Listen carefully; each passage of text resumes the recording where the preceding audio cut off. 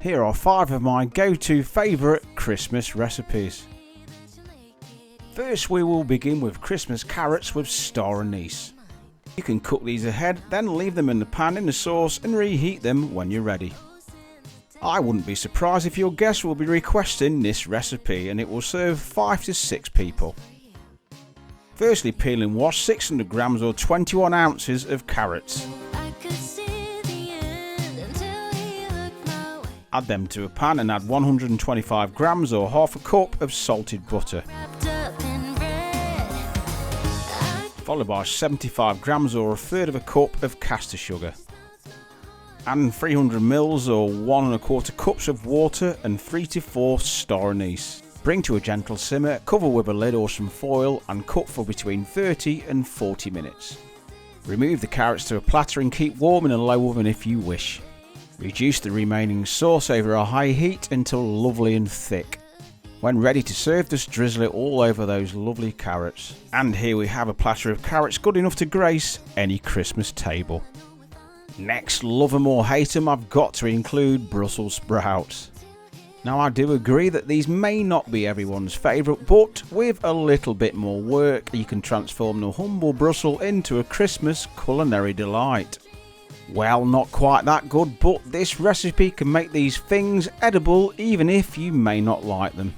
First we'll prep 600 grams or 21 ounces of Brussels. Trim the end and click off the outer leaves, and you might need to wash these too. Drop them in some salted boiling water and cook for 4 minutes. Drain in a colander, set aside and leave to steam dry. Next, slice 4 rashers of smoked streaky bacon. We'll crisp these off on a medium-high heat in a tablespoon of olive oil, followed by 2 to 3 diced shallot onions and 2 fresh bay leaves. Cook off for a couple of minutes until the shallots start to soften. Next, a splash of white wine vinegar. Cook this out until it's almost evaporated. Now add your waiting Brussels sprouts and coat in this lovely marriage of flavours.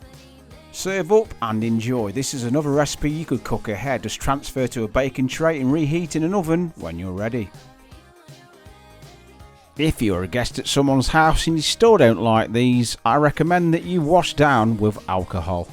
Next is a big favourite of mine. It's sage and onion stuffing. It's so easy to make, and once you've tried it you might not make shop bought again. First, melt a large knob of butter in a bowl with 100 ml or just under half a cup of boiling water. Once melted, add 60 grams or a quarter of a cup of panko breadcrumbs and 2 diced shallot onions, 2 teaspoons of dried sage. Combine the mixture and add a good pinch of salt and pepper. Roll the mixture into small balls about the size of a golf ball. Place on a tray and drizzle with olive oil.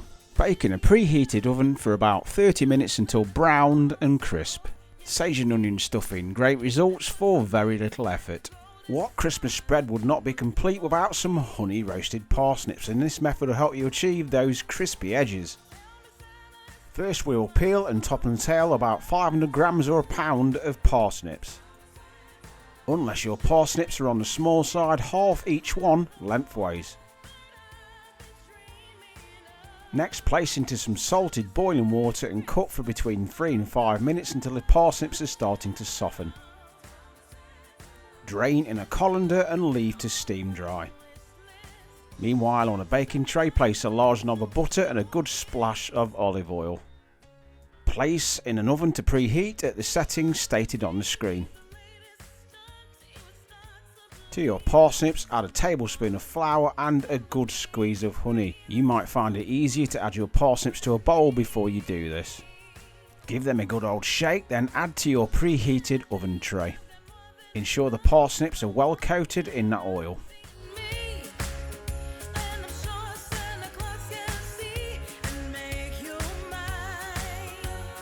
Bake for between 30 and 40 minutes with the oven settings shown on the screen. Not forgetting to turn your parsnips halfway through the cooking. This is one recipe that needs to be timed with your food. It's not something I recommend you could cook ahead. This is my favourite of the 5. It's slow cooker crock pot turkey. This is much less labour intensive than cooking a whole bird in your oven, and because we cook it in the slow cooker it frees up your oven space for other stuff. It also produces a delicious gravy. First, let's start by making our garlic herby butter. We need about 150 grams or 10 tablespoons of unsalted softened butter at room temperature. Mix this with 4 large garlic cloves grated or minced, a pinch of salt and pepper and 1 tablespoon each of fresh or dried sage, rosemary and thyme. Remember, a full list of ingredients is in the video description. Here I've got a 3 kilo or 6 pound turkey breast, or crown as we know it. Bone in or out is fine. Next we'll loosen that skin with the back of a spoon, working all the way over the joint, remembering to keep the skin intact on the edges. This is where we'll be stuffing all of our lovely herby butter.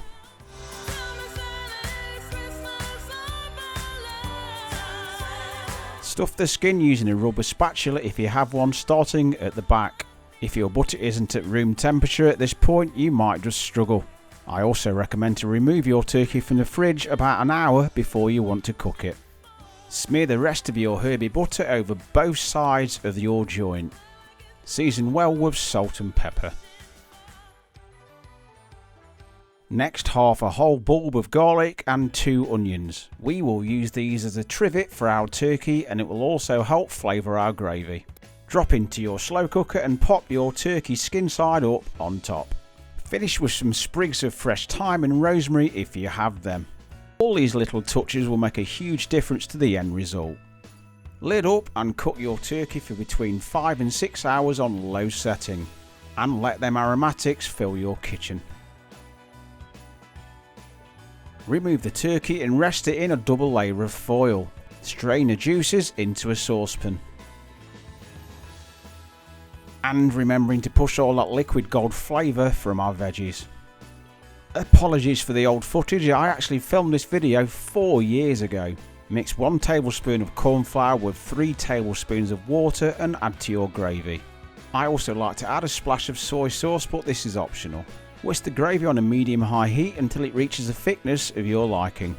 If you'd like a greater quantity, just simply top up with a little bit of shop bought gravy. If you want that turkey skin nice and crispy, just drizzle with olive oil and pop under your broiler grill. Watch it so it doesn't burn. Thank you very much for taking the time for watching my video. I hope you find at least some of it useful for your big day. If you try any of these recipes, do let me know.